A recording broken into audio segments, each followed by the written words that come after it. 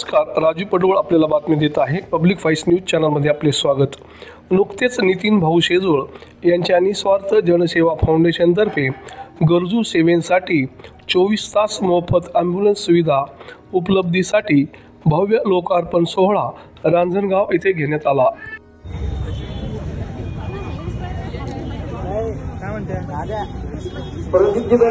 उपस्थित असलेल्या सर्व मान्यवरांना मी विनंती आहे की आपण, कारण की जे नियोजन करतो कशातही सरपंच असतो, सगळं सूत्र यांनी केलं, हे सगळ्यात महत्वाचं आहे। यांच्यासाठी एकदा टाळी वाजवा, कारण की जे सर्व स्वयंपाक करतो ना त्याला जेवायला भेटत नाही। स्वयंपाक म्हणजे एकूण काटे गावऱ्या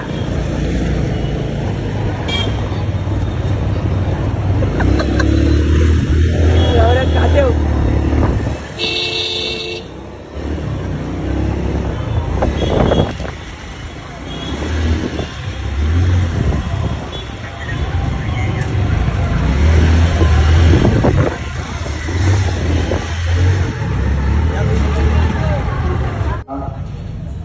नमस्कार करतो आणि नितीन भाऊच्या या सुंदरच्या कार्याबद्दल त्यांना शुभेच्छा देतो। अखिल सृष्टीला दया, क्षमा, शांती जे शिकवले ते प्रभू येशू ख्रिस्त आणि त्याचप्रमाणे मा रमाई, मा जिजाऊ आणि महामानव डॉक्टर बाबासाहेब आंबेडकर यांच्या स्मृतीला अभिवादन करून आज या ठिकाणी मला हे दोन शब्द बोलण्याची संधी दिली, त्याबद्दल व्यासपीठावर असलेले सर्व मान्यवर, वेगवेगळ्या धर्माचे धर्मगुरू आणि ज्यांनी हा कार्यक्रम आयोजित केला त्या सर्वांचे मी मनापासून आभार मानतो।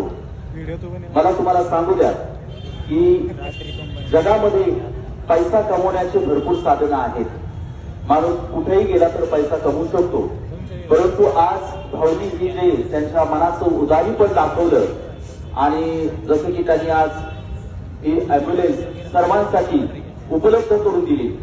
बघा, यासाठी आम्ही शुभेच्छा देऊ शकत नाही, कारण ॲम्ब्युलन्स मध्ये आजारी माणूसच जातो नाही का, म्हणून आमची अशी इच्छा आहे की लोकांनी आजारी पडू नये, परंतु ज्याही वेळेस जे रंजनी गांजलेले आहेत, ज्यांच्याकडे खरोखर कुवत नाही, अशा अनेक लोक या ॲम्ब्युलन्सच्या अभावी मरण पावतात। आम्ही पाहतो रस्त्यावरती जिथे जे ऍक्सिडेंट होतात त्यांना वेळेवरती उपचार मिळत नाही, त्यांना वेळेवरती ॲम्ब्युलन्स मिळत नाही आणि त्या ठिकाणी देवाच्या लोकांनो त्या ठिकाणी अशी गोष्ट घडली की ते लोक मरून जातात। परंतु आज रांजणगाव मधून एक चांगलं एक व्यक्तिमत्व आपल्या समोर या ठिकाणी प्रकट झालेला आहे।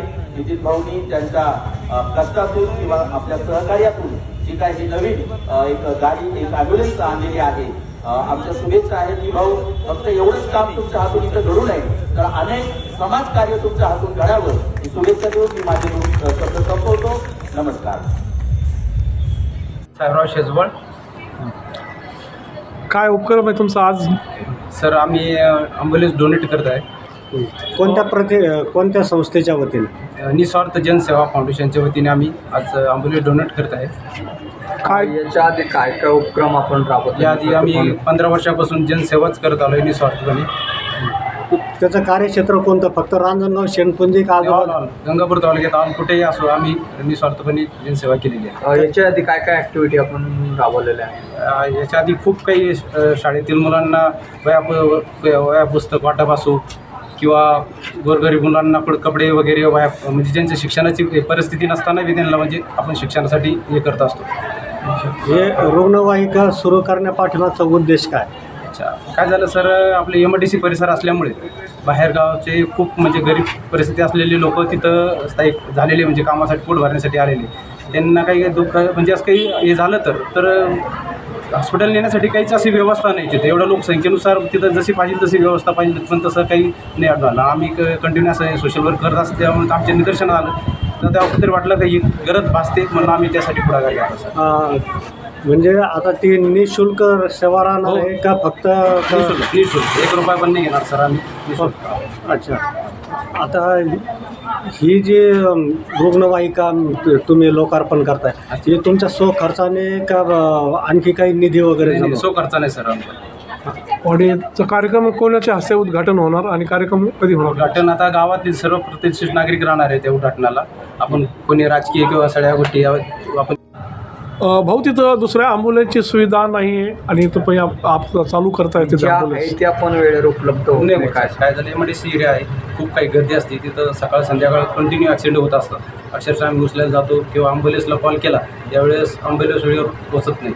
त्यावेळी त्या म्हणजे पेशंटचा मृत्यू बी होऊ शकतो, असं ती परिस्थिती असते. तर आम्ही खूप वेळेस आमच्या गाडीत स्वतः घेऊन गेलेलो आहे. हे कुठंतरी आमच्या लक्षात आलं असतं, आम्ही असं वाटलं का चला आपण ॲम्ब्युलन्स कुठंतरी ठेवून ठेवू. असे किती ॲम्ब्युलन्स आहे ते आपण उपलब्ध नाही होऊ शकत, म्हणजे आहे पण ते एकमेकाला विचारावं लागत आहे. माझ्या माहितीच तो आमच्या ग्रामपंचायतलाच आहे ऑलरेडी, पण कसं आहे सदस्यांना फोन करावं लागतं, त्यानंतर ॲम्ब्युलन्स अवेलेबल होतं. भविष्यामध्ये तुमच्या ॲम्ब्युलन्स अजून वाढतील अशी अपेक्षा आहे. मी म्हणजे आश्वासन तर नाही, पण नक्कीच प्रत्येक गावोगावी ॲम्ब्युलन्स देण्यासाठी माझा प्रयत्न असेल.